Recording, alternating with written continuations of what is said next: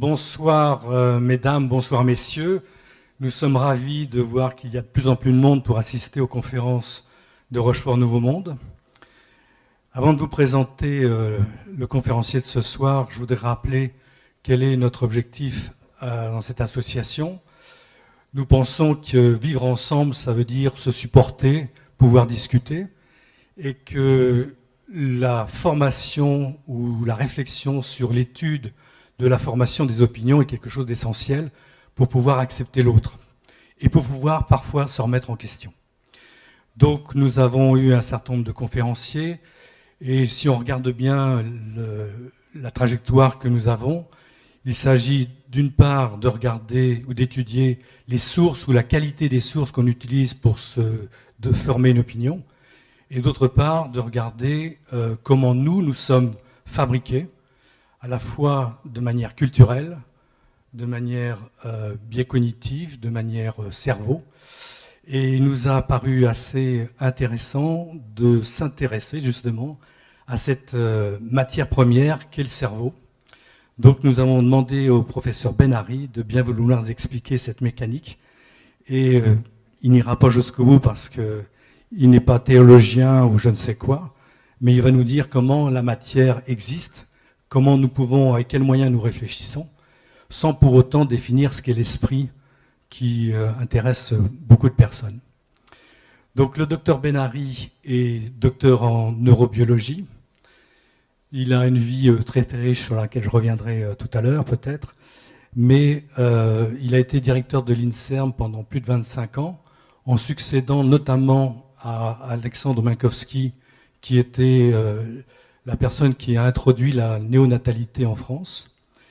Et après son passage à Port-Royal, il a créé à Marseille l'INMED, donc un département de l'INSERM. Et c'est un joli projet à la fois sociétal, culturel, architectural et de recherche scientifique, évidemment. Donc il va nous parler de cette construction du cerveau, et je crois avoir pas tout dit sur lui, mais ça me reviendra peut-être tout à l'heure. Valérie, Ezekiel, à vous. Merci beaucoup Jean-Pierre. Bonsoir à toutes et à tous et bienvenue.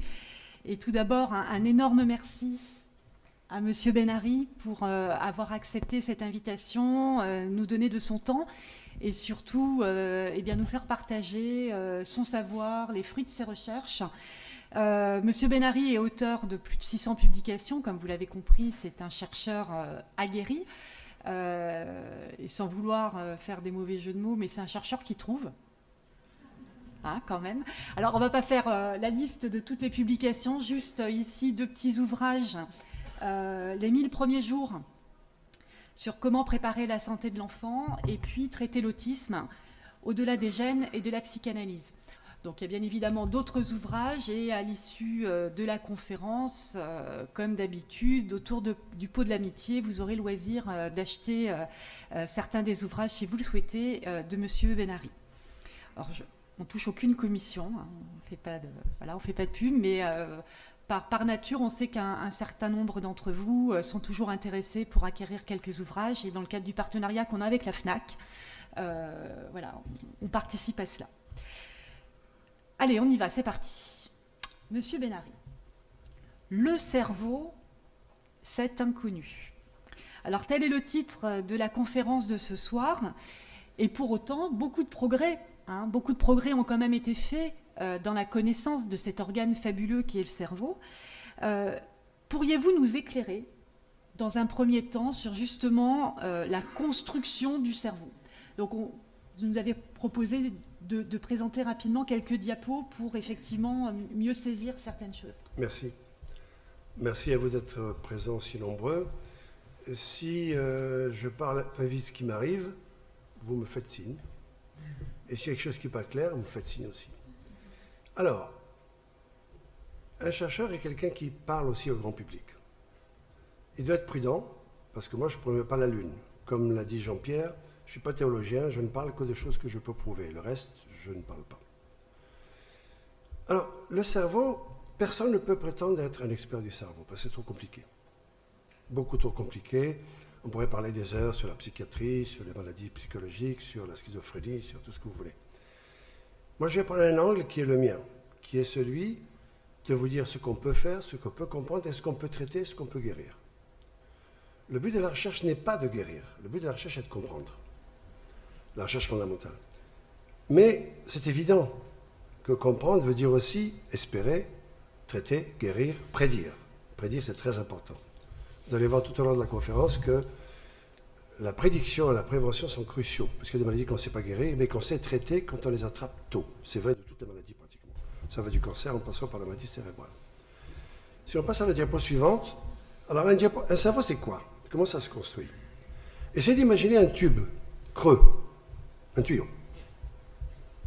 Ce tuyau, il commence à l'anus, ou plutôt au visage, et il finit à l'anus. Très vite, après une dizaine de jours après la fécondation, 2 semaines après la fécondation, ce tuyau se forme. Ce tuyau se forme, et c'est à partir de ce tuyau qui va devenir le ventricule, les ventricules du cerveau, c'est-à-dire la partie creuse, centrale, que des cellules se divisent. Elles prolifèrent. Un cerveau, c'est 1 million de milliards de connexions entre neurones chez l'homme. 1 million de milliards, chaque connexion s'appelle synapse. Une synapse, c'est autrement plus compliqué que ça.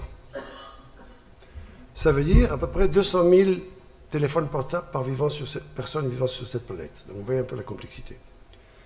Donc la première propriété, c'est que c'est compliqué. La deuxième propriété qu'il faut comprendre, c'est que c'est extrêmement dynamique. Je vais revenir là-dessus. Donc, vous avez un tuyau, les cellules qui sont autour prolifèrent, elles se divisent très vite. Entre parenthèses, la vitesse de prolifération n'est pas la même chez nous et chez l'éléphant ou chez la souris, parce que la durée de la gestation n'est pas la même. Mais ils prolifèrent en excès. C'est-à-dire qu'ils créent plus de neurones que ce qu'on a besoin, et ce qui est surnuméraire, ça détruit. C'est comme l'évolution d'ailleurs. Ce qui est superflu part. Alors, ces cellules qui se sont divisées et qui prolifèrent doivent migrer. Ça, c'est crucial. Vous avez un tuyau.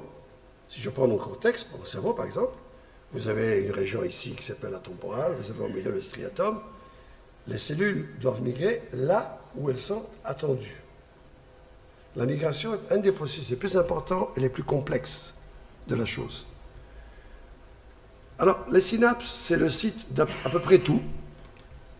Tout se passe là. Toutes les maladies neurologiques et psychiatriques naissent quelque part par une déficience synaptique. Vous prenez du Valium parce que vous êtes anxieux, ça agit sur la synapse et ça fait que vous êtes moins anxieux. Idem, toutes les molécules que vous pouvez prendre pour telle ou telle raison. Je ne vais pas parler beaucoup de là. Alors, la grossesse, c'est mon dada depuis 1986, pour des tas de raisons. J'ai atterri en 1986 au 5e étage d'une des plus grosses maternités de France et de Navarre, celle de Port-Royal. Et je me suis retrouvé dans un milieu où il n'y avait que des femmes enceintes avant, après, pendant et des prématurés. Ça m'a passionné. Voilà, je dis les choses comme elles sont. Et j'aimais comprendre comment ça se développe. Avant, j'avais travaillé sur l'épilepsie. Je n'y connais rien en développement. Du jour au lendemain, l'INSERM m'a dit « Tu vas diriger cette unité », qui était une unité prestigieuse. J'avais peur au début parce que je ne travaillais pas sur le développement, mais j'ai appris. Bon. Donc pendant des années, je travaillais sur le développement de façon cognitive. C'est-à-dire comprendre comment ça se fait, sans aucun but pragmatique, thérapeutique. J'ai fait des tas de découvertes, notamment une qui a été respectée au cours de l'évolution, qui est très importante, dont je vais parler plus tard. Je ne vais pas beaucoup parler de la parturition, mais c'est un sujet qui est passionnant. La parturition et la naissance sont, chez l'homme, de très loin, les mécanismes biologiques les plus compliqués, de tous les autres. Un bébé qui naît a plus de marqueurs de souffrance hormonale que la mère qui, j'imagine, ne s'amuse pas. Non. J'ai pas eu la chance de... Bon, j'imagine pas. Donc, et pourquoi? Ben parce que pour vider l'eau des poumons, il lui faut ça. Et pour voir la beauté de la nature et sa complexité, le cerveau, il n'aime pas ça. Si vous me mettez moi avec ces taux-là d'hormones de souffrance, je ferai une crise d'épilepsie devant vous. Donc il faut protéger le petit de ça. La nature est bien faite, il y a des hormones qui protègent le cerveau de ça, et notamment la fameuse ocytocine, l'hormone de l'amour. Elle déclenche l'accouchement, elle a un effet sur la parturition, c'est spectaculaire, elle a un effet sur la douleur du petit qui vient de naître. Ça, les Norvégiens l'ont montré de façon très nette. Il fallait prendre une goutte de sang du doigt, et ils ont comparé quelqu'un qui est né par voie basse et quelqu'un par voie césarienne. C'est pas pareil. Celui qui est né par voie basse, il y a l'ocytocine qui est libérée, il a moins de douleur que celui qui est né par césarienne. C'est pour ça aussi que celui qui est né par césarienne, les poumons ne sont pas toujours vidés, il faut aspirer. Les choses se tiennent. Bon, je ferme la parenthèse. Donc, vous avez compris que la grossesse, pour moi, elle est mise le premier jour, commence à la fécondation et finissent 2 ans après la naissance. C'est la période la plus dynamique, la plus fragile, la plus modifiable. Ça va jusque-là? Bon. La diapo suivante. La suivante.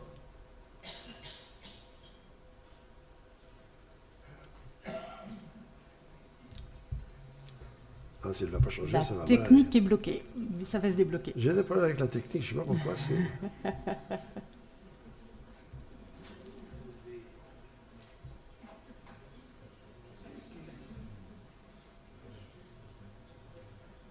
Voilà. C'était bon. Alors, ici, vous avez un résumé de tout ce dont je vais vous parler en ce qui concerne le développement du cerveau. Vous avez une prolifération au début, donc une fécondation, divisée en 2, en 4, en 8, en 16, en 32, etc. Ensuite, vous avez une prolifération, formation du tube neural, les cellules qui prolifèrent à une vitesse incroyable. Ensuite, vous avez une migration. Les cellules migrent à la cible qui leur est assignée. Et elles commencent à se connecter. Il y a des films qui montrent des cellules en train de pousser dans tous les sens. Elles rencontrent une cible. Non, c'est pas celle-là, c'est celle-là. Elles la quittent, elles vont vers l'autre.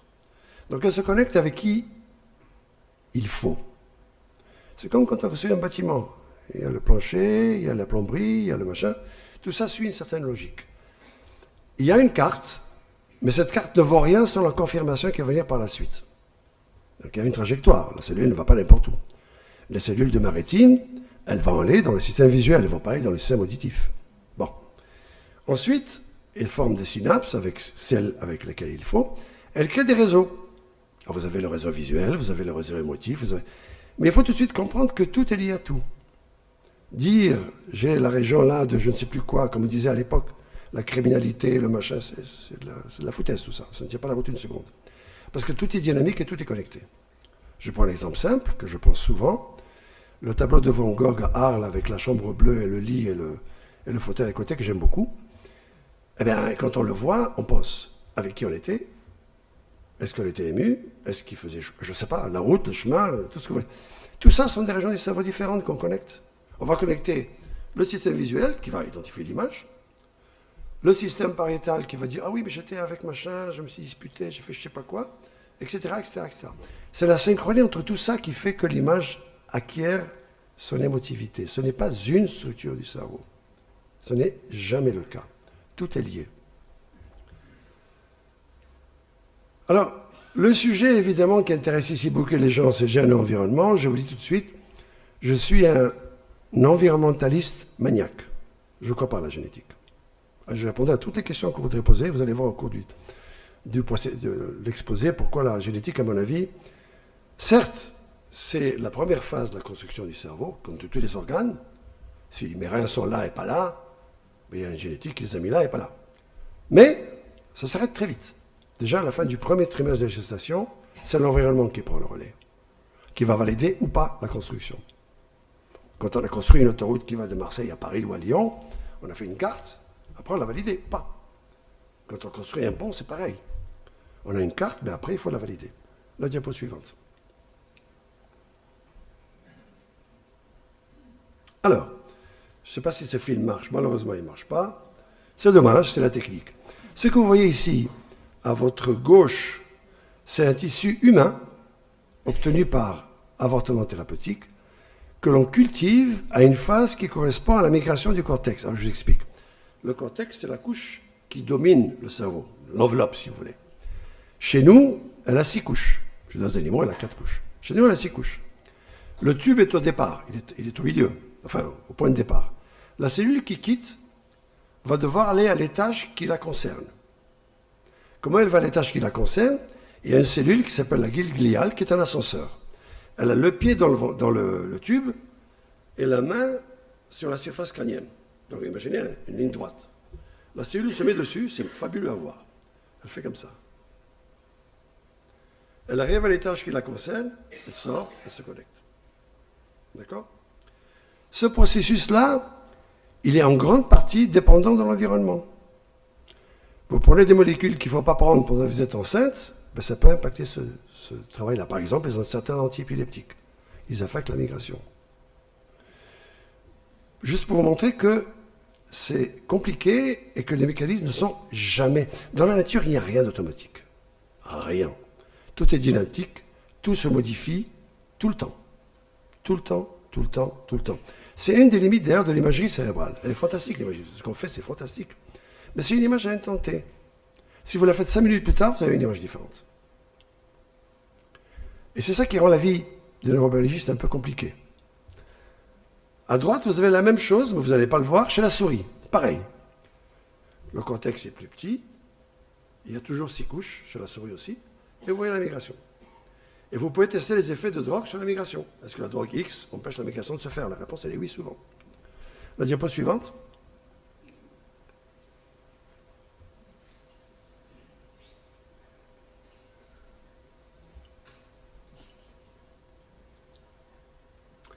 Alors ça, c'est vraiment dommage que je ne peux pas vous montrer parce que le film ne marche pas. Vous voyez en haut, à gauche, un futur jeune homme ou jeune fille, je ne sais pas, ça, là, moi je ne sais pas. C'est quelques semaines avant la naissance. C'est des films faits à Vienne par une des meilleures expertes mondiaux de la phytopathologie. Elle fait ça pour comprendre la pathologie précoce. Vous voyez un enfant qui a un problème mathématique. Il se gâte l'occiput, il n'arrive pas à trouver la solution mathématique. En bas, vous voyez un qui va devenir un footballeur. Il joue avec le truc là, c'est fabuleux à voir, il joue avec complètement. Et enfin, à droite, vous voyez un qui en a ras-le-bol de la nourriture qui veut sortir. Il s'arc-boute avec les pieds, mesdames, vous avez dû sentir ça, j'imagine. Il s'arc-boute avec les pieds en haut et boum, il fonce vers la sortie. Il veut sortir. Bon. Pourquoi je vous montre ça? Tout simplement parce que ça n'est pas rien ce qui se passe in utero. Énormément de choses se passent. Je peux montrer des films avec le petit qui écoute la voix de la mère, qui bouge en fonction, qui écoute Mozart, plutôt que Metal Jacket, et qui bouge en fonction, et je passe des détails. On le sait. Et là, avant la naissance, chez les primates, chez l'homme, on ne sait pas. Chez le singe, on sait. La cellule qui va avoir 10 000 connexions, elle a déjà 7 000, 70%, avant la naissance. Ça veut dire qu'il y a des choses qui se passent in utero. C'est ça le premier message important. Mesdames, la grossesse est la partie la plus importante de tout ce qui va se passer par la suite. La suivante.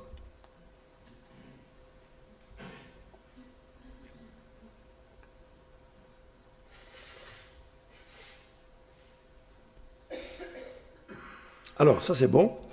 Là aussi, vous n'allez pas voir le film, mais je vais vous expliquer. Que moi, je bouge ma main droite. Vous savez qu'il y a ce qu'on appelle une décussation. Les cellules qui commandent la motricité droite viennent de la gauche, ça vous savez. Et idem de l'autre côté. Il n'y a que les yeux qui ont une partie qui n'est pas totalement transverse, grâce à quoi on n'est pas des perroquets, on a une vision binoculaire. Sinon, on n'aurait pas une vision binoculaire. Donc, ça décusse. Donc là, ça commande là. Donc si moi, vous m'enregistrez quand je bouge ma main droite, eh bien, il y a un ordre qui, à partir de là, ma main droite va bouger. D'accord? Chez lui, là, c'est un prémat. Quelques semaines avant la naissance, vous faites la même manip. Eh bien, quand il bouge sa main droite, le plus souvent, pas toujours, mais le plus souvent, l'ordre vient de la main, pas du cerveau.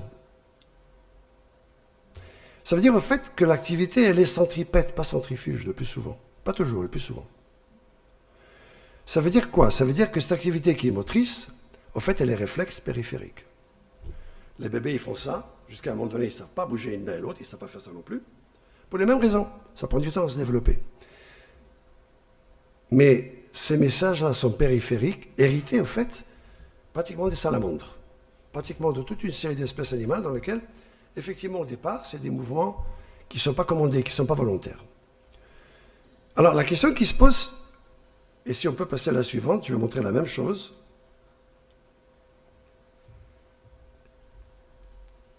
Alors, c'est la même chose, c'est un autre prémat, mais cette fois-ci, on lui montre une image, un flash lumineux. Si nous sommes dans l'obscurité et je montre un flash lumineux, vous allez avoir une réponse qui dure, 10 millièmes de seconde. Parce que vous la reconstruisez comme ça, vous décomposez, vous reconstruisez. Lui, là, le prémat, si le fil passait, vous voyez en bas, il y a un petit tracé électrique.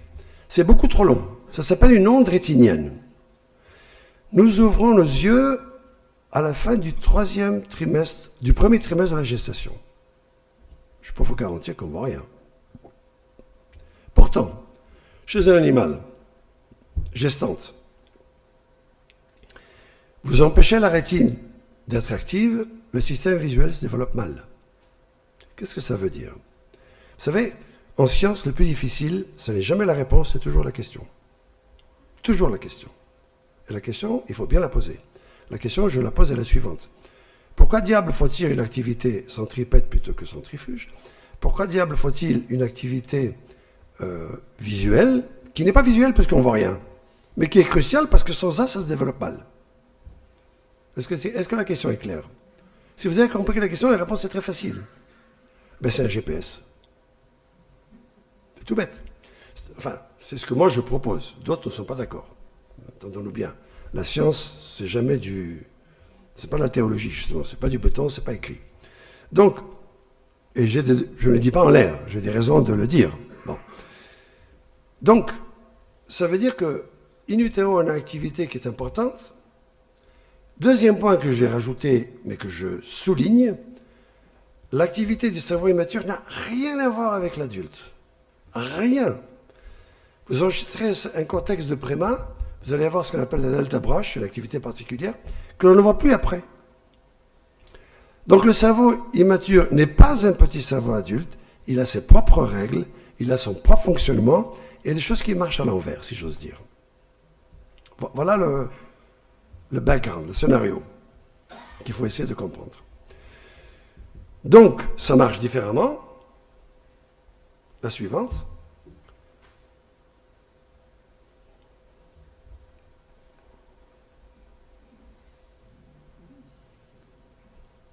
Alors, un chercheur fait chez la souris ce qu'il ne peut pas faire chez la femme. Il y a des maladies qu'heureusement on ne peut pas faire chez la femme, on peut faire chez la souris. Là, vous voyez un truc chez la souris, la même histoire. Vous savez que les souris ou les rongeurs sont aveugles jusqu'à l'âge de 15 jours à peu près. Donc, on prend une souris, on lui montre un flash lumineux. On enregistre le cortex visuel et la rétine. Et ce que vous voyez là, c'est que tant qu'elle est aveugle, elle va générer ce que j'ai appelé des ondes rétiniennes. C'est des ondes qui sont très longues, qui ne permettent pas de voir. Au fait, les ondes rétiniennes qui sont longues sont vraies chez toutes les espèces animales de l'évolution, depuis toujours. Les animaux jeunes ont une vision qui ne marche pas, ils ont des réponses très lentes, très longues, qui permettent de câbler, qui ne permettent pas de voir. Donc c'est vrai chez la souris. En haut là, la réponse commence à devenir possible avec la vision, l'animal ouvre les yeux. C'est bon la nature. La suivante. Donc, je résume. Une activité qui n'est pas sensorielle, qui n'est pas motrice, mais qui est cruciale. Les gènes, oui, au début, pour construire, mais c'est tout. L'activité est cruciale et je propose qu'elle sert de GPS. La suivante et la suivante. Je crois qu'il y a 2 images en bas. J'ai pris 2 images pour vous expliquer ce que ça veut dire. Imaginez que la construction du cerveau, c'est un orchestre symphonique qui va jouer celle de Berlioz. Berlioz, il a vu grand, il y avait 300 dans le chœur, il y avait 500 violonistes, pianistes, tout ce que vous voulez. Imaginez que c'est ça. J'imagine, bon, je ne suis pas chef d'orchestre, mais j'imagine que quand on répète ça, on va répéter Berlioz. Eh bien là, non. Là, il répète quelque chose qui n'a rien à voir avec Berlioz. Il joue des trucs qui ne vont plus jouer après. En fait, ça veut dire quoi? Ça veut dire que le moteur marche pendant que l'appareil se construit. Contrairement à un avion, par exemple. Ça veut dire, par exemple, que certains vont faire du jazz, d'autres vont faire du classique, exactement. etc. Du jazz ou du Mozart, d'autres peut-être du metal jack. Et donc, la synchronie se fait à un moment donné opportun, après la parturition. À droite, c'est le tunnel sur la Manche. Le français et l'anglais se sont rencontrés à 15 cm, je crois, l'un de l'autre. Ce n'est pas le miracle, ce n'est pas la théologie, c'est le GPS. Donc en fait, je dis la même chose. Je dis l'activité électrique sert à ça. Elle permet de confirmer, valider ou guider la construction. Et elle la valide. Elle montre que la cellule qui est là. Vous savez, dans ma rétine, j'ai 1 million de cellules. Nous tous, nous avons 1 million de rétines, de cellules ganglionnaires sur la base de la rétine. Ce million de cellules doit aller là, ou doit aller pas ailleurs. Au départ, il est guidé par des gènes. Après, c'est l'activité qui le guide dans la bonne cible. Est-ce que c'est clair? Alors, la suivante.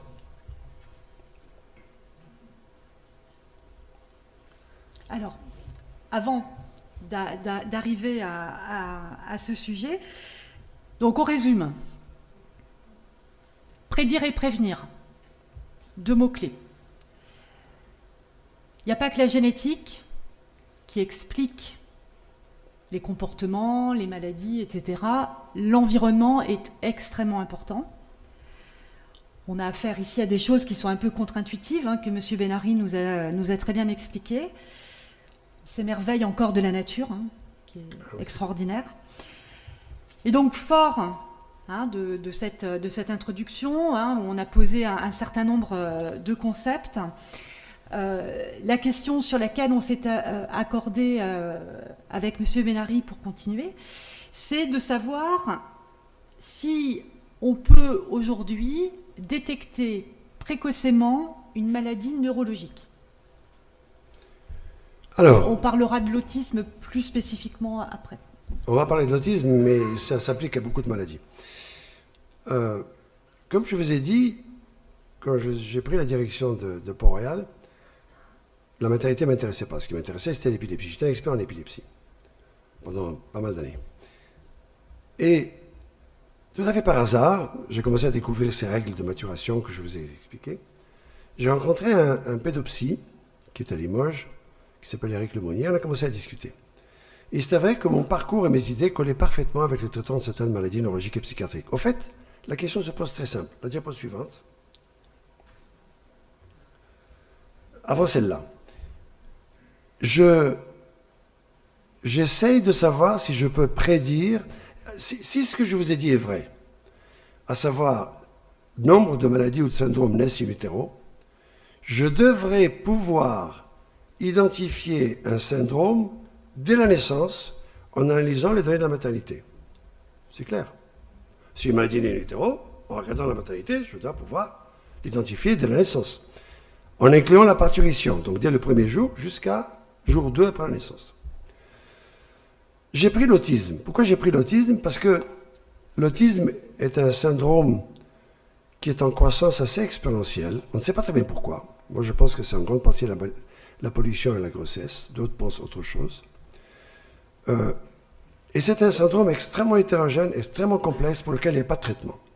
Aucun. On va y revenir au traitement peut-être par la suite. Et je me suis dit, je vais prendre l'autisme comme exemple de maladies neurodéveloppementales. Ce que je vous raconte ici avec l'autisme est vrai pour toute une série de maladies. J'ai pris l'autisme, moi, comme exemple, parce que c'est lui qui collait le mieux à ma capacité de recherche. Je vous rappelle que tout ce que je vous raconte là, c'est une recherche que j'ai faite, je n'étais plus à l'INSERM. C'est moi qui les ai financés, c'est moi qui ai trouvé les sous, c'est moi qui... C'est compliqué. Le passage de fondamental à expérimental, on va en parler plus tard. C'est pas le même job, c'est pas du tout la même chose. Bon. Donc, on a fait la chose suivante. Alors ça vous rappelle l'autisme. Donc, c'est une incidence importante, elle est pratiquement de 2%, il n'y a pas de traitement. Elle naît in utero, c'est clair. Comment elle sait qu'elle naît in utero? Parce qu'elle peut être générée par des infections bactériennes et virales, par des molécules comme le fameux dépakine, comme toute une série de situations qui génèrent de l'autisme. Bon. Et un peu de génétique, très peu de génétique d'ailleurs. Et je me suis dit, on va prendre les données de la maternité. Nous avons la chance en France, au moins pour ça, nous avons une sécurité sociale extrêmement riche par rapport à d'autres pays. Je compare l'Angleterre, par exemple, ou l'Allemagne. Les données de la maternité qui sont recueillies dans les maternités, pour l'instant, pourvu que ça dure, sont extrêmement riches. Il y a pratiquement 120 ou 130 paramètres qui sont recueillis en France. Échographie, biologie, antécédents, biochimie, le sang, tout ce que vous voulez. Donc nous avons ces paramètres. Bien. La suivante. Alors ce projet s'appelle Pelargos, avec une cigogne qui vient d'ici, j'imagine. Et on s'est mis en tête d'essayer d'identifier, dès la naissance, les bébés qui sont autistes. Quel est l'intérêt? L'intérêt n'est pas d'aller enquiquiner la femme qui vient d'accoucher en disant ton bébé sera autiste, c'est pas ça le but. L'intérêt, il est multiple. Il est de permettre un traitement pédopsychiatrique le plus tôt possible qui marche le mieux. Vous commencez à 2 ans, c'est pas pareil de commencer à 10 ans, ça c'est clair. De comprendre comment l'autisme est généré in utero, vous allez voir que c'est important. Et donc d'intervenir plus tôt. Entre parenthèses, c'est le but de tous les programmes autistes gouvernementaux depuis 20 ans. Autisme 1, autisme 2, autisme 3, autisme 4, autisme 42.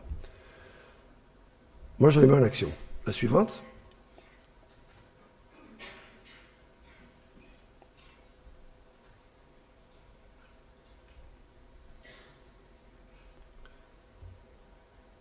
Alors, donc ici, ça explique pourquoi ce n'est in utero. Je vous ai expliqué. Le but est d'identifier le plus tôt possible. Et la question, c'est est-ce qu'on peut le faire? C'est ce que cette diapo résume. La suivante. Alors, nous allons faire la chose suivante. Une approche scientifique. Alors, une approche, pour moi, un essai clinique, ça c'est un type d'essai clinique, n'a de valeur que s'il est sérieux. Je ne vais pas parler de Marseille, je parle de ce que je fais moi. Bon. Donc, on part avec un pédopsie à Limoges qui identifie 63, oui c'est ça, enfants autistes qu'il traite. Il va voir son copain, l'accoucheur de Limoges, l'obstétricien, qui lui sort les dossiers de ces 63 enfants autistes et sort en même temps 180 et des poussières d'enfants qui ne sont pas autistes, qui sont nés dans la même maternité, dans les mêmes conditions. Donc primipare, âge moyen de la femme pareil, etc. Afin de comparer. Bon.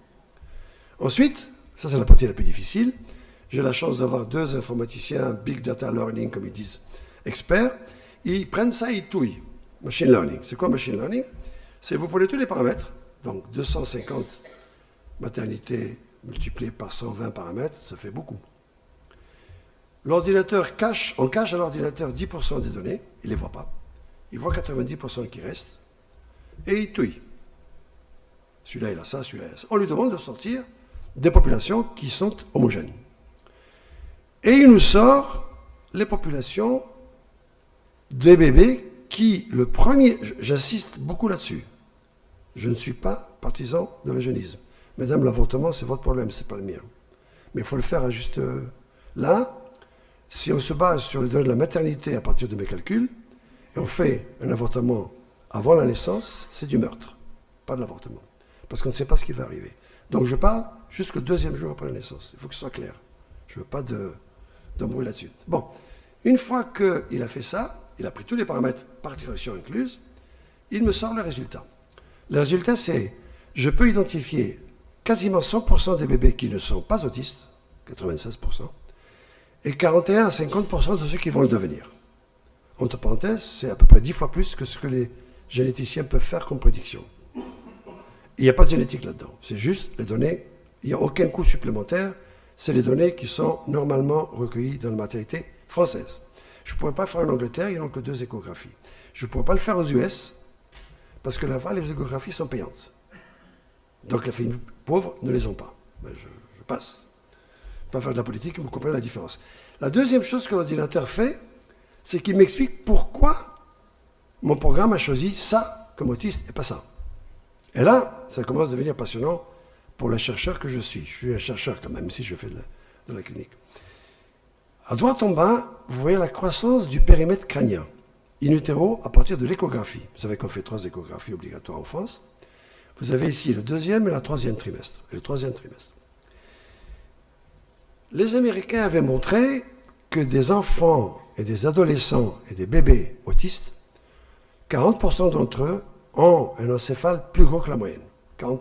Pas tous, 40%. Après, ça disparaît, ça s'homogénise. Moi, je montre que 36% de mes bébés qui vont devenir autistes, au 2e trimestre, déjà, ont un encéphale plus grand. Et tous ont un encéphale plus grand juste avant la naissance. Et ça, c'est passionnant. Pourquoi? Parce que là, on revient à la souris, je ne vais pas vous embêter avec ça. Mais chez la souris, j'ai montré que une souris qui va donner un petit qui va devenir autiste, ça on sait faire, eh bien si on compare le cerveau de l'embryon qui va devenir autiste et de l'embryon qui ne va pas devenir autiste, avant la naissance et après la naissance, pendant la parturition, le cerveau augmente de taille chez la souris. Mieux, les neurones sont plus gros, ils continuent à croître. Donc en fait, je suis en train de dire que peut-être, alors là c'est une spéculation avec 2 grandes guillemets, peut-être que la parturition est un mécanisme qui ajuste, aggrave ou atténue ce qui s'est passé in utero. Ça veut dire quoi? Ça veut dire que certaines antennes qui ne sont pas très graves vont être réparées pendant la parturition parce que c'est un grand chamboulement la parturition, très grand chamboulement. D'autres vont être aggravées. Et dans le cas de l'autisme, et ça je l'ai prouvé chez la souris, pas chez l'homme, ou chez la femme, dans le cas de l'autisme, on peut montrer qu'effectivement, il y a un problème avec la parturition. C'est-à-dire que la parturition ne se passe pas de façon, entre guillemets, la même, du point de vue ocytocine, du point de vue de libération d'hormones, chez la souris qui va devenir autiste et celle qui ne va pas devenir autiste. Mais encore une fois, la souris c'est la souris et l'homme c'est l'homme, passer de l'un à l'autre n'est pas facile. Mais il faut parfois le faire parce qu'il y a des choses qu'évidemment, heureusement, je ne peux pas faire chez la femme. La suivante, et il y a d'autres critères qui sont extrêmement intéressants, qui vont apparaître au milieu, si Dieu veut. Enfin, Dieu ou la technique. Hein. Voilà. Alors, il y a des paramètres. Quand on fait ce genre de travail, c'est tellement compliqué qu'il faut être très humble. Je n'ai absolument pas la prétention de vous expliquer les rapports qu'il y a entre ça et ça. Pourquoi un encéphale plus gros veut dire autisme? Je ne sais pas. Et ça encore, je peux spéculer. Par contre, pourquoi un fémur, deuxième trimestre de la gestation, est plus grand chez le fœtus qui va devenir autiste?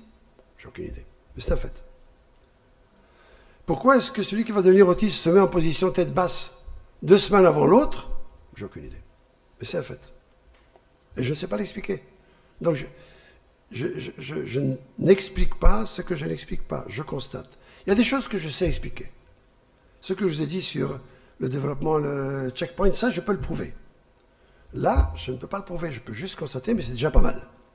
Pourquoi? Parce qu'on peut, je pense, que l'hétérogénéité de l'autisme et des maladies développementales qui sont très nombreuses à l'être in utero, très, très, très nombreuses. Très nombreuses. Je prends un exemple. Les gènes impliqués dans 2% dans la maladie d'Alzheimer, ce n'est pas une maladie génétique du tout, mais il y a 2 ou 3%, peut-être 2%, impactent la migration neuronale in utero. Bon, voilà, c'est un fait. Je prends un autre exemple encore plus frappant. Vous savez ce que c'est que la chorée de Huntington? C'est une maladie vraiment génétique. Elle, il n'y a pas de conteste. Vous savez ce qu'est une maladie génétique? Vous avez la mutation, vous allez vivre en Honolulu où vous voulez, sans pollution, vous serez malade. La maladie viendra. Il n'y a rien à faire. C'est ça pour moi une maladie génétique. Eh bien, la Huntington est vraiment une maladie génétique. Mais quand même, ce sont des signes athétotiques. Vous savez, ils ont des mouvements comme ça, des coordonnées, ils n'arrivent pas à s'arrêter. C'est très grave, ça peut entraîner. Ça peut apparaître à 10 ans, ça peut apparaître à 20, ils peuvent mourir à 50, ils peuvent mourir à 60. Donc même là, il y a de la marge. Ce n'est pas automatique. Et la maladie apparaît toujours avant la maladie. Il y a une Américaine qui a fait une imagerie d'un adolescent qui avait la mutation pour devenir Huntington, il allait avoir la Corée, il n'avait aucun signe. Et son cerveau était déjà mal barré. Qu'est-ce que ça veut dire? Ça veut dire une chose que tous les cliniciens savent très bien, que la maladie n'est bien après que les premiers signes soient là. On intervient quand la guerre est déjà bien avancée. La prévention, c'est crucial. Le plus tôt on intervient, le mieux c'est. C'est vraiment le mot-clé. Je prends l'exemple simple, le Parkinson. Vous savez tous c'est quoi le Parkinson? C'est quand vous avez plus de cellules qui libèrent la dopamine dans le striatum. C'est une région du cerveau qui est au milieu là, qui est inondée par la dopamine, qui entre parenthèses, c'est la molécule aussi du bien-être.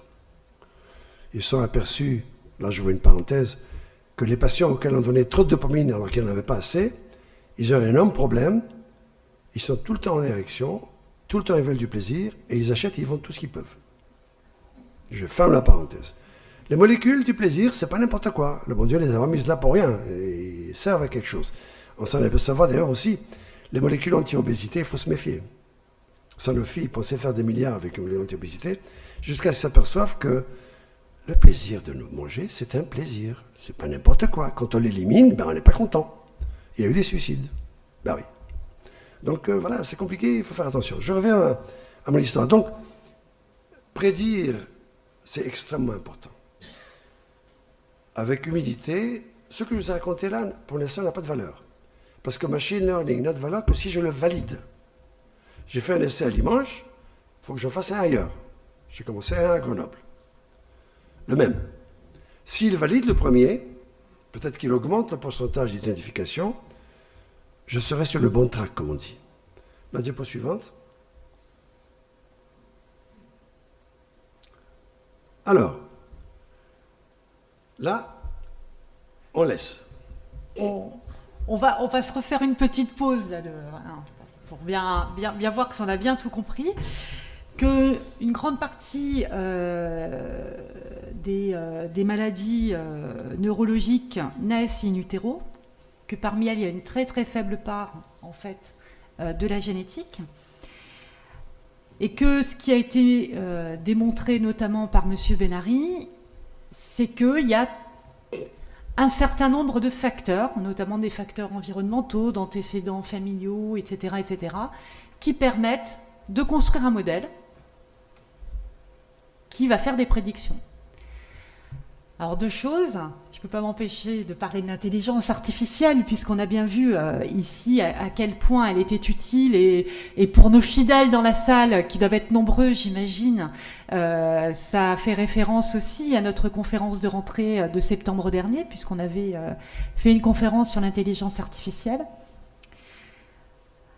La deuxième chose qui me semble extrêmement importante à retenir, et c'est ce que M. Benary nous a dit très fortement tout à l'heure, en disant attention, mon modèle, c'est surtout pas pour faire de l'eugénisme, c'est que prédire n'est pas expliquer. Premièrement, prédire n'est pas expliquer. Donc ce que nous disait M. Benary, c'est que on peut prédire, on ne peut pas forcément expliquer pourquoi on atteint ce résultat. Et ça, c'est quelque chose de très important. La deuxième chose, c'est que les prédictions ne sont pas fiables à 100%. Que néanmoins, ce qu'il faut retenir, c'est que derrière, elles permettent de détecter et de pouvoir précocement mettre en place des traitements, etc. Et là, on arrive, avant de parler de neuroarchéologie et d'épigénétique, à l'aventure en fait scientifique et humaine que vous avez vécue, Monsieur Benary, quand vous avez justement mené vos travaux sur l'autisme, et que vous relatez de manière tellement humaine dans Traiter l'autisme, qui est presque un roman, en fait. Est-ce que vous pouvez nous en parler un petit peu ? Alors d'abord, je pense à une phrase de Pierre Dac, que vous avez tous connu, enfin entendu. Il disait, le problème avec la prédiction, c'est que ça concerne le futur. On ne peut pas mieux dire. C'est trop facile de dire là. Vous savez, les politiques, ils font toujours ça, mais bon, bref. L'intelligence artificielle, quelques mots là-dessus. Moi, je pense que le meilleur exemple pour comprendre l'intelligence artificielle, c'est revenir au grec et à l'effet Janus. Vous savez cette histoire, on demandait à un philosophe, je crois, j'ai oublié le nom exactement, c'est quoi la meilleure chose que l'homme ait ? Il répondait la langue. Et c'est quoi la plus mauvaise ? Il répondait la langue. Pourquoi ? Parce que la langue, c'est l'amour et la poésie, mais c'est aussi la guerre. Voilà. L'intelligence artificielle, c'est un peu ça. C'est-à-dire quoi ? C'est-à-dire qu'effectivement, ça fait des choses qui sont magnifiques. Moi, j'ai envie de vous dire, j'ai oublié comment dire en hébreu tel mot, je le sors, je vous le dis. Tout de suite. Ou des choses plus intéressantes. Je vais écouter X qui joue Y. C'est génial. Imaginez un monde dans lequel les gamins regardent le même nombre d'heures aberrantes, ça, mais ils regardent, je ne sais pas, un poème de Ronsard, Brassens, ce que je sais moi. Ben, ça serait utile. Donc en fait, ce n'est pas la machine qui est responsable, c'est ce qu'on met dedans. L'intelligence artificielle, ça n'est jamais qu'une accumulation de données, qui nous aide beaucoup. Ben, par exemple, les gens qui opèrent le foie après un cancer, il s'avère que la machine marche mieux qu'un très bon radiologue. C'est une observation, c'est un fait. Il n'explique rien de plus. Sauf qu'il y a ça. Et ça, ça reste. Quand vous avez et ça, là, vous êtes tranquille. Ça seul, j'ai des doutes. Mais bon, mais c'est vrai. C'est vrai que il y a quelque chose qui reste, qui s'appelle... Alors vous allez me dire, oui, mais le monde hospitalier, je ne vais pas ouvrir une parenthèse sur l'hôpital qui vont mal, et le fric qui n'est pas là. Mais vous prenez le cas du Parkinson. J'ai donné une conférence en Norvège il y a quelques années, où il y avait un type qui vendait justement l'intelligence artificielle pour tout comprendre. Dans le cas du Parkinson, le problème c'est quoi ? C'est que quand vous donnez le traitement qui libère la dopamine, il faut donner la quantité juste. Si c'est trop, il a des mouvements aberrants. Alors il y a un vieux monsieur norvégien qui parlait très mal anglais, qui se lève et il dit « Mais comment vous faites-vous » Le mec vendait l'intelligence artificielle. Il disait « Mais c'est pas un problème, on va arranger le programme qui coûte seulement $1000 et puis la fois d'après, il va donner la bonne dose. » Le monsieur avant de s'asseoir, il dit « Vous savez, moi je prends leur patient, il a reçu 2 mg, j'ai donné 1 mg et puis voilà. » Je veux dire, on est dans un monde de fous et c'est pas lui qui est responsable. Lui, c'est un symptôme. Ça, c'est pour l'intelligence artificielle. Je pense qu'elle aide, mais évidemment, je vais vous dire quel est le plus gros danger de l'intelligence artificielle. Là, je me permets de faire un petit pied vers la politique. Le plus grand danger, ce n'est pas l'intelligence, c'est ceux qui l'ont créée. Les gens qui la possèdent, les Zuckerberg et autres, sont des fachos en puissance, et je pèse mes mots. Et ils ont les moyens de rendre ce monde invivable. Donc c'est là le problème, c'est pas ça, hein. C'est ce qu'il y a derrière. Je fais une parenthèse. Bon, maintenant, l'autre question, c'était... Alors, j'ai oublié. Ah oui, je l'autisme. pense qu'on va, non, mais je pense qu'on va partir. Je vois l'heure qui tourne.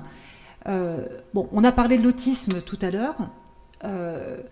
Là, c'était juste pour approfondir un petit peu l'histoire, l'aventure humaine, mais assez rapidement pour qu'on ait le temps de parler de l'épigénétique et d'avoir du temps dans la salle pour les questions.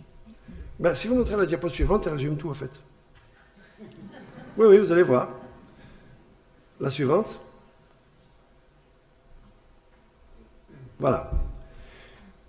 Le mot neuroarchéologie résume tout ce que je vais faire tant que j'ai le cerveau qui fonctionne et que je suis sur mes deux pieds.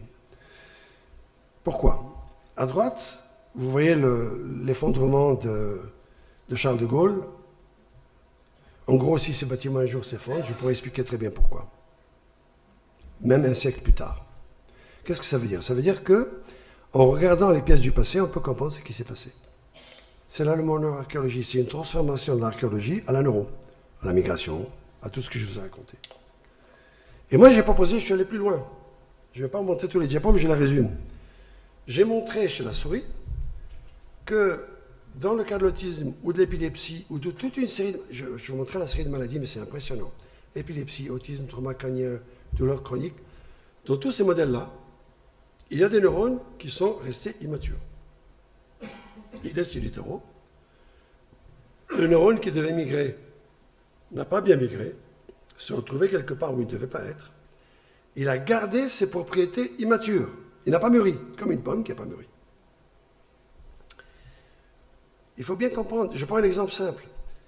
L'épilepsie infantile, jusqu'à il n'y a pas longtemps, 10 ans ou 20 ans, on pensait que 30% des épilepsies infantiles étaient dues à un désordre migratoire, avec les appareils d'imagerie qu'on avait à l'époque. Mais là, on est à 60%. Pourquoi? Parce qu'on voit plus des petits trucs, des petits nodules. Donc, en fait, le développement de la technique fait qu'on va pouvoir voir de plus en plus de désordres migratoires, de désordres de développement. Et ma thèse à moi, elle est que la réponse sur le plan médical, elle est là. C'est-à-dire identification précoce. Et puis, moi, je propose que les neurones qui ne sont pas là où ils devaient être gardent des propriétés immatures. Il y a 3 diapos qui le montrent, mais je ne vais pas vous embêter avec ça. Elles gardent des propriétés immatures.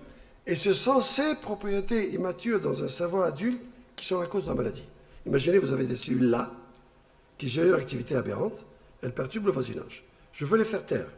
Comment je vais les faire taire? Je prends une drogue qui bloque l'activité immature de façon spécifique. Comment j'ai fait? J'ai travaillé sur des cellules immatures, j'ai montré qu'il y avait des propriétés particulières de ces cellules immatures, j'ai montré que sur une cellule pathologique, il y avait les mêmes propriétés, et que le médicament que j'utilise bloque celle-ci et bloque celle-là. C'est tout simple. Enfin, simple. Je simplifie. Ça m'a pris quand même 15 ans. Et, oui, parce que, si on parle d'essais cliniques, je ne sais pas si c'est le moment, c'est très compliqué les essais cliniques. Parce qu'on est entre deux écueils. Il y a la tendance 1, celle qui domine là, avec les fake news. N'est-ce pas? Vous prenez du Coca-Cola mélangé à du yoga et à la position de je ne sais pas quoi, et vous allez dire, hein, pas besoin d'essais cliniques. Et je ne parle pas de Marseille et de mon ami Didier Raoult. Et vous prenez la position là, la mienne. Ce qui est valable et ce qui est démontré. Le problème avec ce qui est valable et ce qui est démontré, c'est qu'effectivement, c'est cher et c'est compliqué. Pour arriver, moi je suis le seul Français à être arrivé à un traitement de l'autisme phase 3 mondiale. Le seul. J'ai commencé par un essai phase 1. Phase 2, c'est une cinquantaine d'enfants autistes et pas autistes, on les traite avec un placebo et on compare. Ça a marché. Ma phase 2 a été validée en Hollande, en Suède, en Chine, en Grande-Bretagne, en Égypte et en Iran. Mais pour que ça entre sur le marché, il faut une phase 3. Phase 3, c'est quoi? On prend 400, 500 enfants. Nous, on a pris Brésil, Australie, États-Unis, Europe. Une vingtaine de pays européens. 45 centres. Coût une trentaine de millions. C'est pas moi qui les ai payés, je ne savais pas. Et ça a échoué. Pourquoi ça a échoué? C'est là où il faut bien comprendre. Ce que les autorités exigent, c'est que vous fassiez une statistique globale. Vous avez 420 enfants, 200 placebo, 200 traités. Il faut que sur un critère de l'autisme, il y ait une différence significative pour plus que 51% des enfants. Est-ce que c'est clair? Le problème, c'est que ce critère-là, d'évaluation de l'autisme, c'est en fait 36 sous-critères. Émotion, réponse, regard dans les yeux, blablabla, tout ça. Les critères que l'on prend, ils sont très complexes, parce que c'est une maladie hétérogène. Aucun traitement de l'autisme n'a réussi la phase 3. Aucun, pas le mien, il n'y a pas que le mien, tous. Parce que c'est hétérogène. Mais comme je suis têtu, nous sommes en train, par machine learning, d'essayer d'extraire de ces données les répondeurs. Ça veut dire quoi? On prend toutes ces données, qui sont quand même très nombreuses, hein, je ne sais plus combien de paramètres par enfant, et on va essayer d'extraire les sous-populations d'enfants qui répondent à mon traitement. Est-ce qu'ils sont plus émotifs? Est-ce qu'ils regardent dans les yeux? Est-ce qu'ils sont verbaux ou pas verbaux? Enfin, tout ce que vous voulez. L'ordinateur magouille, il sort. Je pense que je vais peut-être arriver à 30%. Alors là, ça pose deux problèmes éthiques. Le premier, imaginez que j'ai un problème, j'ai un médicament pour une maladie qui n'a pas de traitement, c'est pour 30% d'enfants. Est-ce qu'il faut le mettre à la poubelle? Parce que ce n'est pas 50. À mon avis, non. Je veux dire, personne ne dirait... Vous savez que, par exemple, un bébé à la naissance, en France, a droit à un certain nombre de tests obligatoires. Notamment, est-ce qu'il entend bien ou est-ce qu'il voit bien? Pourquoi? Parce que si bébé j'étais comme ça, on ne met pas de lunettes, je vais être comme ça, pas comme ça. C'est tout bête. Donc il faut mettre les lunettes tôt. Il n'y a pas ça pour l'autisme. Si j'y arrivais, la France serait le premier pays au monde à avoir un pronostic, un traitement d'autisme, etc. Et le traitement, c'est pareil. Donc on est un peu coincé parce que, comme la molécule est générique, les pharma n'aiment pas trop. Parce qu'une molécule, elle coûte 15 € à la pharmacie. Donc pourquoi vous qui mettent 20 millions pour... Voilà. Donc il y a toute une série de considérations qui sont compliquées dont il faut tenir compte. Malheureusement, si j'étais milliardaire, j'aurais fait tout ça tout seul, plutôt que d'acheter un yacht. Mais bon, c'est comme ça, c'est trop tard. Donc, c'est cette complication qui rend les choses difficiles. Mais d'un autre côté, l'alternative n'est pas meilleure. Les anti-vaccins et les autres chrétienneries de ce genre, c'est pas beaucoup mieux. Voilà. Bien, professeur. Je crois qu'on peut avancer à la dernière, où j'ai des conclusions. Ah, il y a l'épigénétique. Ouais, il y a l'épigénétique. Donc là, déjà, ce qu'on peut retenir de ce lien entre recherche expérimentale, où on est dans son labo, etc., et recherche clinique, essais cliniques, où là, véritablement, on va sur le terrain et puis on mène des expérimentations à très grande échelle. De cette expérience assez fabuleuse que M. Benary a menée, malheureusement, ce qu'on peut en retenir, et ça fera peut-être l'objet de questions tout à l'heure, c'est le lien économique qui est extrêmement fort, en fait, qui pèse effectivement sur, derrière, certaines décisions qu'on va prendre ou pas de délivrer certains traitements. Et puis en même temps, c'est pas non plus complètement aberrant de se dire qu'un seul traitement ne soigne pas une maladie dont on sait par nature qu'elle a un spectre très large, de la même manière qu'on sait qu'on a des molécules qui vont soigner un cancer chez certaines personnes et pour le même cancer chez d'autres ne vont pas fonctionner. Alors effectivement, là, ce dont on va parler maintenant, c'est de l'épigénétique. Et ça sera notre dernier point avant de vous céder la parole pour vos questions. Il nous a semblé intéressant effectivement de se questionner sur cette épigénétique. Juste une parenthèse. Ça, c'est un modèle animal d'épilepsie infantile. Les cellules sur lesquelles vous voyez cette flèche sont des cellules qui n'auraient jamais dû être là. Elles n'ont pas migré. Ça, on peut faire chez l'animal. J'enregistre ces cellules, elles sont immatures. La preuve de ce que je vous ai dit. Elles sont restées immatures, ces cellules. Bon, la diapo suivante. Et la suivante, on passe tout ça, on passe. On n'a pas le temps.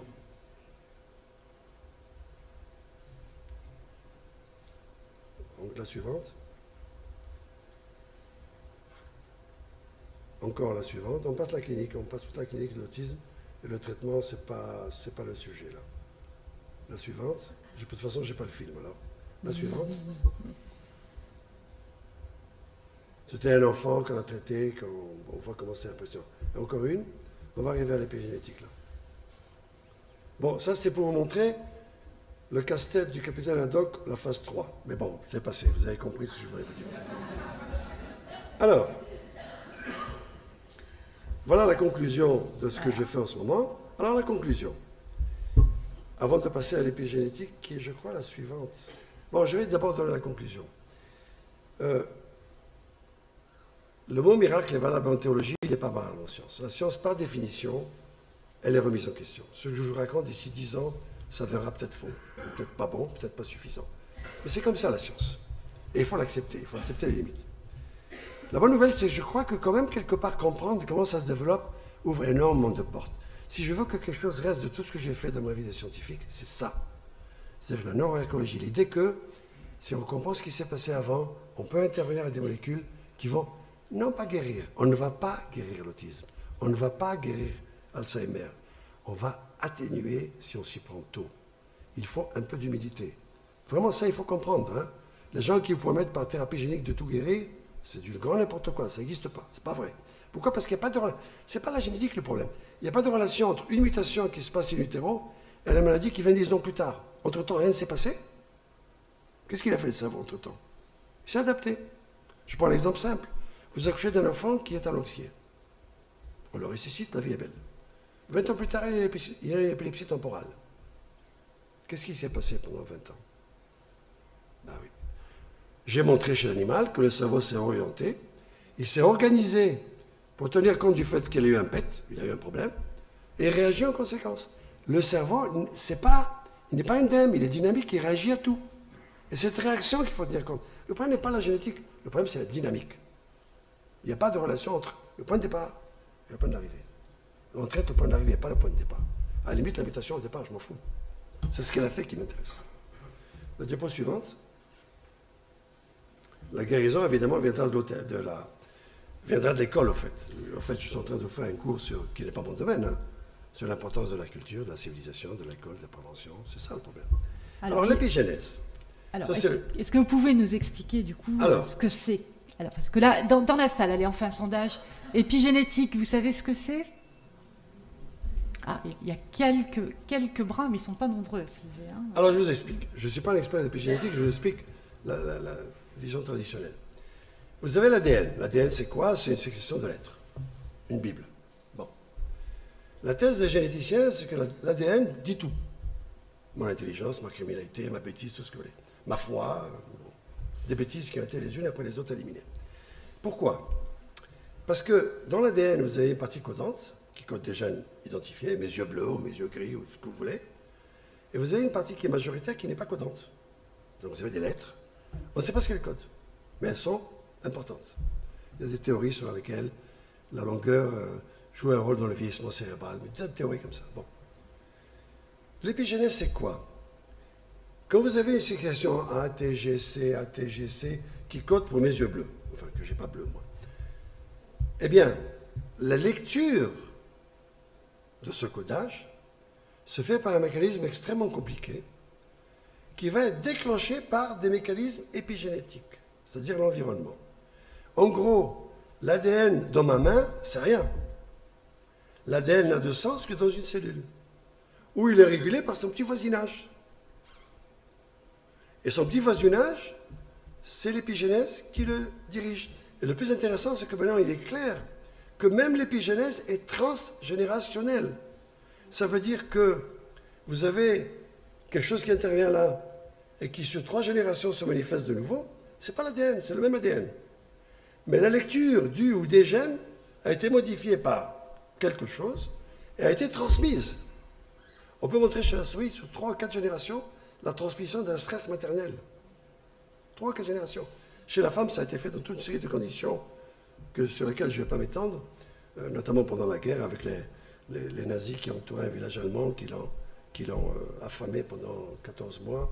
Les femmes accouchées. Pendant 3 générations, les enfants avaient des problèmes de diabète. 3 générations. Rien à faire avec l'ADN. Encore une fois, mon ADN est le même que celui du préhistorique. Franchement, est-ce que je fais la même chose? Donc, la culture, le temps, les générations font que nous sommes ce que nous sommes. Le paléontologue, à mon avis, le plus brillant, Stephen Jay Gould à Harvard, rappelait que l'homme est un animal néothénique. Ça veut dire quoi? Ça veut dire que pendant les premiers jours, il apprend. Ma petite fille qui a 2 ans, elle prend ça, elle le fait que mieux que moi à 60. C'est pas la théologie.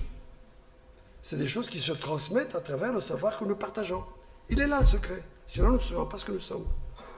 Démolissez la société, vous allez voir que ça ne marchera plus, ça. Donc, il est là le problème. Prenez le mot épigénèse, prenez ce que vous voulez. Vous savez, il nous a fait un tapage pas possible sur le clonage des moutons, là, et Dolly et autres. Ça n'a rien donné. Parce que ça prend des générations. L'agriculteur, il fait du clonage. Comment? Il a un champ de blé, et un épi marron qui sort au milieu, parce qu'il y a une mutation. Il veut cet épi marron et il le cultive. C'est du clonage, en fait. Ça prend des générations, et il arrive à avoir des épis marrons. L'homme n'est pas une bête de cage. Et la raison principale pour laquelle, et c'est peut-être ça la conclusion la plus importante, génétique et environnement sont tellement liés que les séparer, c'est impossible chez l'homme. Chez des souris en cage, je peux un peu. Pas complètement, mais je peux un peu. Chez l'homme, je ne peux pas. Je prends un exemple. Une femme enceinte, 2e trimestre de la gestation, Sacramento, au nord de la Californie, 1,5 km d'un champ et certains pesticides, son petit a une plus grande chance de devenir autiste. Voilà. C'est vrai de la pollution, c'est vrai des pesticides, c'est vrai du monde dans lequel on vit, c'est vrai de... Je ne vais pas parler de chômage et du reste, mais on pourrait parler de tout ça. Ne pas tenir compte du monde dans lequel on vit est absurde. Voilà. Merci beaucoup, Yézéchiel, si vous me permettez, comme on a passé un bon petit temps ensemble. On va vous céder la parole, cher public, pour une quinzaine de minutes. Merci beaucoup.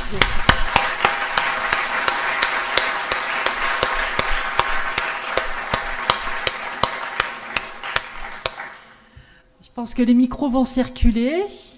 On est parti, Jean-Pierre, pour une quinzaine de minutes, hein, c'est ça ?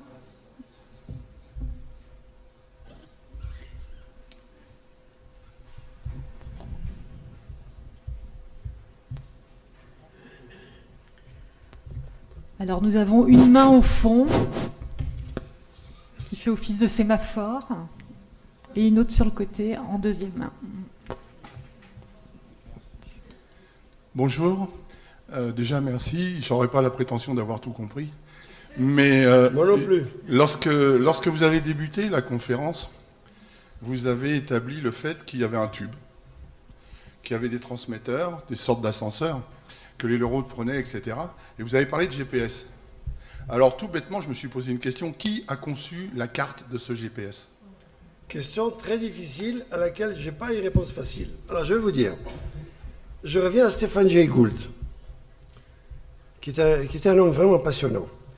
Il allait dans les tribunaux d'Alabama parce que les professeurs devaient ne plus enseigner Darwin parce que c'est pas cachère ou catholique ou ce que vous voulez.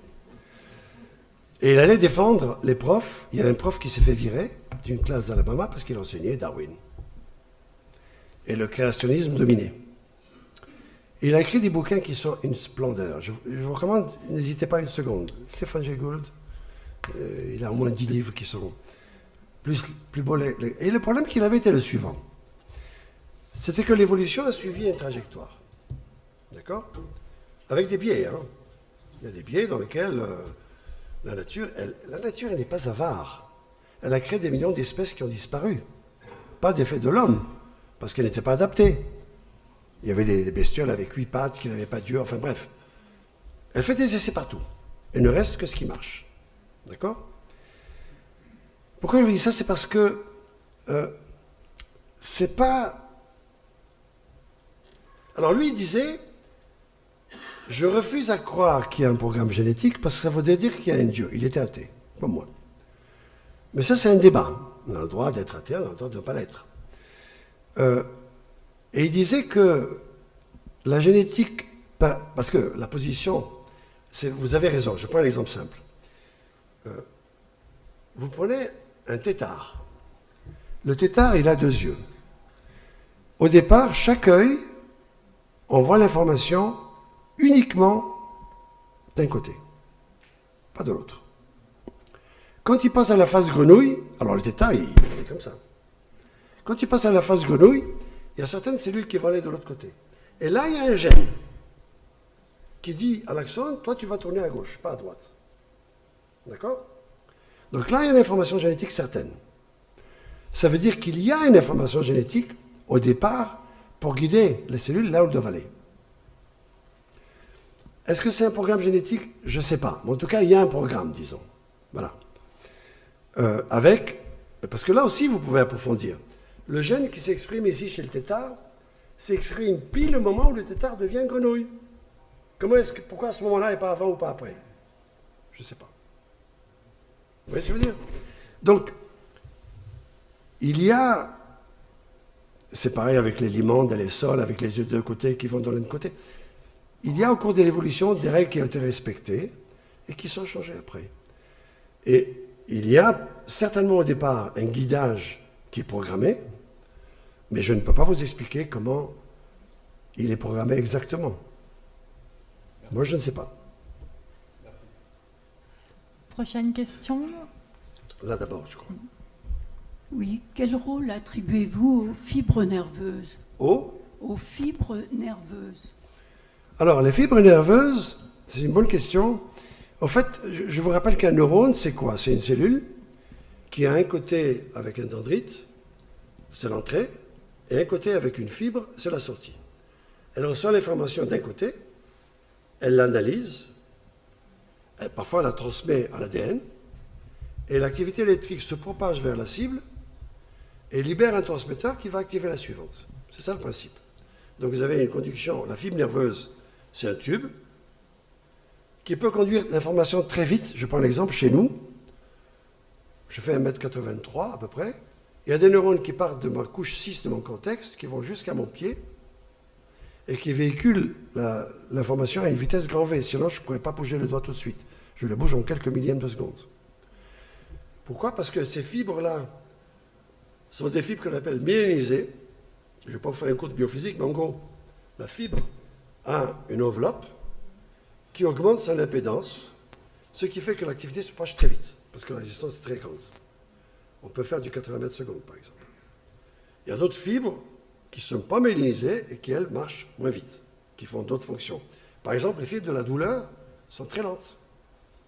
Donc, quand vous touchez quelque chose que vous brûlez, la brûlure viendra après la sensation d'avoir touché, pas avant. Parce que toucher, ça va aller vite, brûler, ça prendra plus de temps. J'ai répondu à votre question?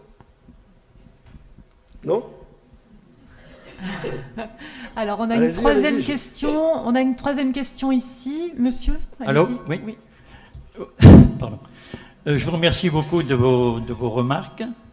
Et puisque vous avez parlé de Stephen Jay Gould, c'est une lecture que j'ai eu le plaisir de faire, effectivement, et c'était extrêmement intéressant, comme l'a été tout à fait ce que vous avez longuement exposé.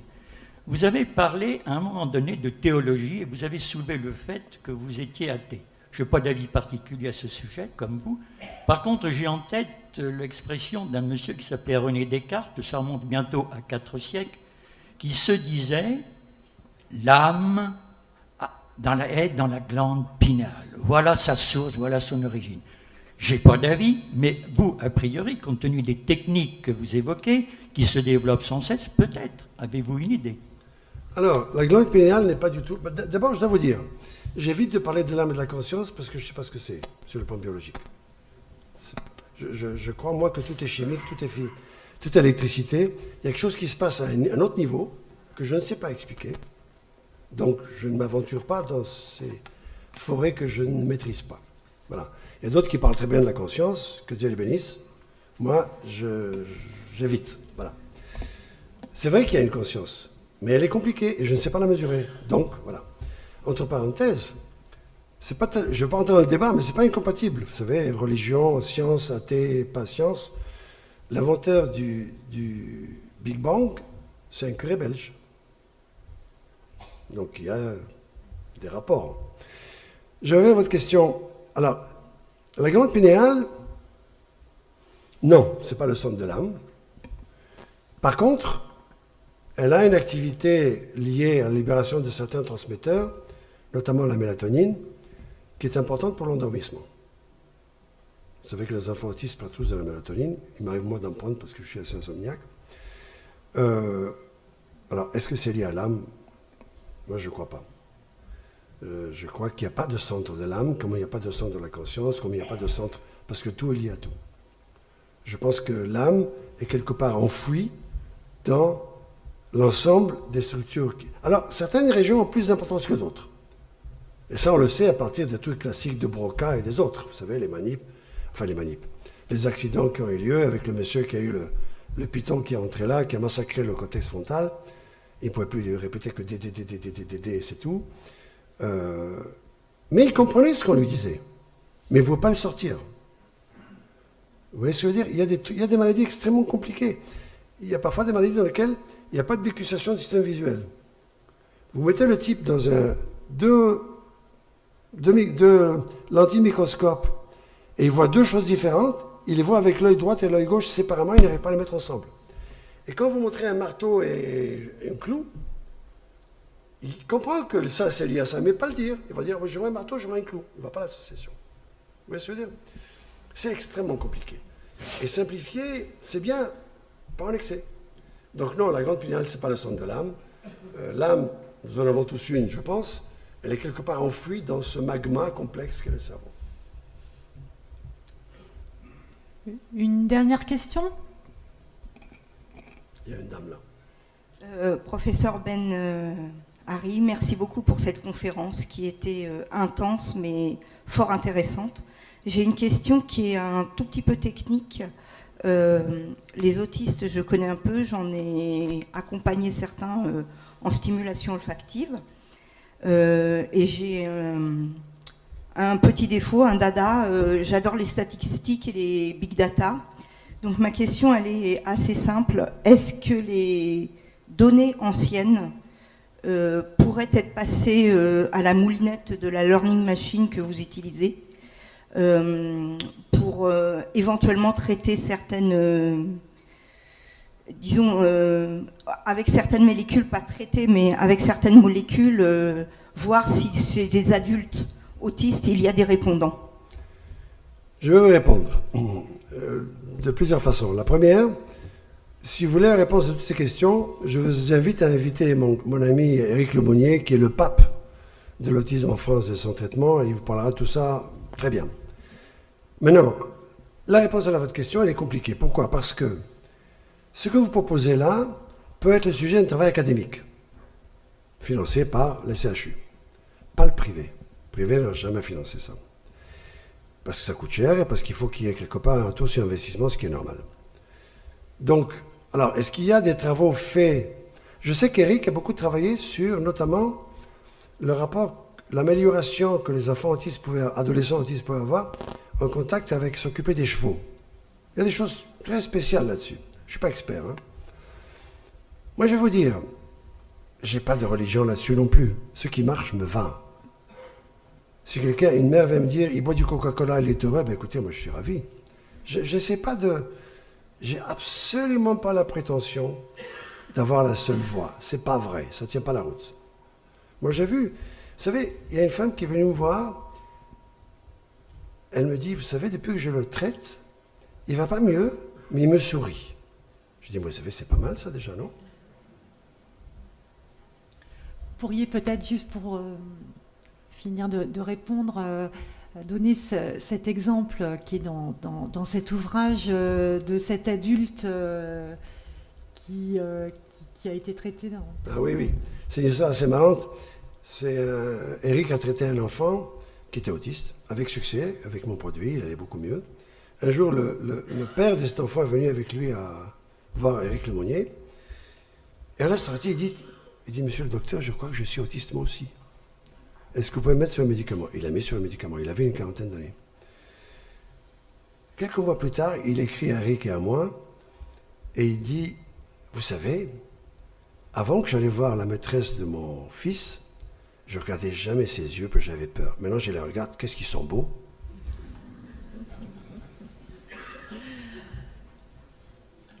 On va conclure cette conférence et je propose en fait le mot de la fin à Monsieur Benary. Si vous aviez un message à faire passer ce soir, quel serait-il ? Ça serait la dernière diapo que je ne vais pas montrer. Je suis un fan de Victor Hugo pour toute raison. Je crois que c'est un neurobiologiste expérimenté. Son discours sur la peine de mort, il faudrait l'enseigner dans tous les collèges de France et de Navarre. Lisez-le. À la fin, au milieu, il dit une phrase parlant d'un criminel qui a tué. Il n'y a pas de doute, c'est pas un innocent. Hein. Il dit « La nature l'a mal conçu et l'éducation ne l'a pas atténué ou récupéré, j'ai oublié les mots exacts. C'est ça le secret. » Voilà, je termine avec ça.